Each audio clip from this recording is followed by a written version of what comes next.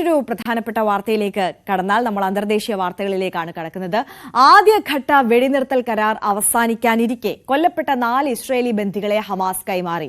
600-ലധികം Palestine തടവുകാരെ ഇസ്രായേലും മോചിപ്പിച്ചു. തടവുകാരുടെ മോചനം ഇസ്രായേൽ വൈകിപ്പിച്ചത് ഏറെ ആശങ്കകൾ സൃഷ്ടിച്ചിരുന്നു. പിന്നാലെ ഇന്നലെ അർദ്ധരാത്രിയോടെയാണ് നടപടി. ഐഷത്തുൽ ഷംന ചേരുന്നുണ്ട് നമുക്കൊപ്പം ന്യൂസ് ഡെസ്കിൽ നിന്ന്.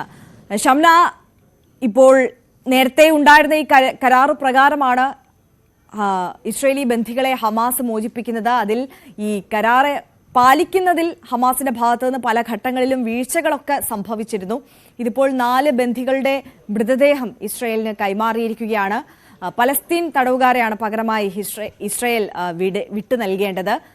ഈ കരാറുമായി ബന്ധപ്പെട്ടിട്ടുള്ള ഈ നടപടികളൊക്കെ ഏത് തരത്തിലാണ് പുരോഗമിക്കുന്നത്?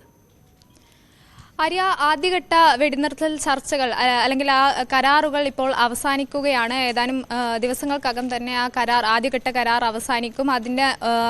അതിന്റെ ഭാഗമായി തന്നെയാണ് ഇപ്പോൾ കൊല്ലപ്പെട്ട 4 ഇസ്രായേലുകാരെ ഹമാസ് വിട്ടുകൊടുത്തത്. അതുപോലെ തന്നെ 600 തടവുകാരെയാണ്, ഫലസ്തീൻ തടവുകാരെയാണ് ഇസ്രായേൽ ഹമാസിന് കൈമാറിയിട്ടുള്ളത്. നേരത്തെ ഇതുപോലെ ഈ ഹമാസ് ബന്ദികളെ വിട്ടുകൊടുക്കുന്നതുമായി ബന്ധപ്പെട്ട് ബന്ദികളെ അപമാനിക്കുകയാണ് പൊതുമധ്യത്തിൽ കൊണ്ടുവന്ന് എന്നൊക്കെ ആരോപിച്ച് ഇസ്രായേൽ ഈ തടവുകാരെ വിട്ടുകൊടുക്കാൻ വൈകിപ്പിച്ചിരുന്നു. അത് ഏറെ ആശങ്കകൾക്കാണ് വഴിവെച്ചിരുന്നത്. കാരണം ഈ കരാർ ലംഘനമാണ് ഇസ്രായേൽ നടത്തുന്നതെന്ന് ആരോപിച്ച് ഹമാസ് രംഗത്തെത്തിയിരുന്നു.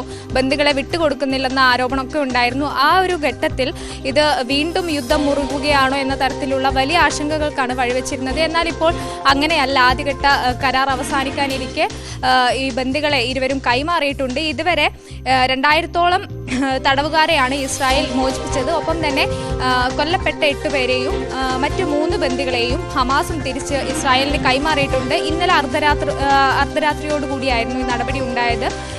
ഈ നേരത്തെ ആദ്യഘട്ടത്തിൽ തന്നെ വെസ്റ്റ്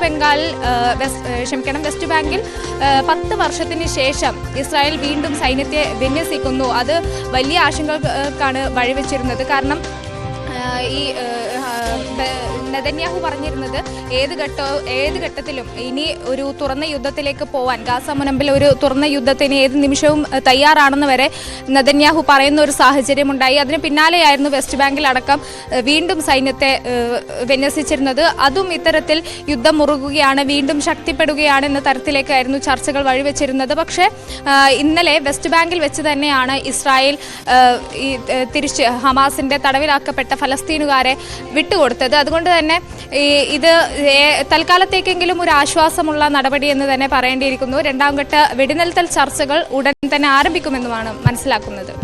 ശരി, ആയിഷത്തുൽ ഷംനയാണ് വിശദാംശങ്ങൾ നൽകിയത്.